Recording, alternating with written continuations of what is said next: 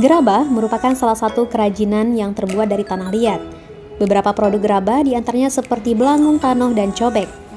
Saat ini gerabah kian langka ditemukan. Padahal keberadaannya telah lama bertengger di rumah-rumah dan menjadi pelengkap peralatan dapur bagi kaum ibu rumah tangga. Di Banda Aceh, daerah yang masih dikenal dengan produk gerabahnya adalah di Atek Jawo. Salah satu pengrajin gerabah yang masih aktif adalah Hasnidar. Proses pembuatan gerabah ini diawali dari mengumpulkan tanah liat, kemudian mencampurnya dengan pasir.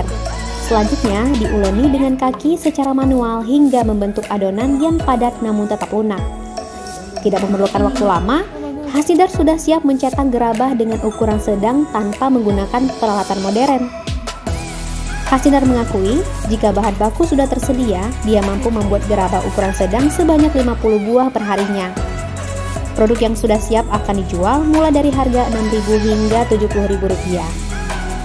Dia berharap usahanya dapat terus berkembang dan bahan baku juga tersedia. Dari Banda Aceh, Tia Rukiah melaporkan untuk Waspada Aceh.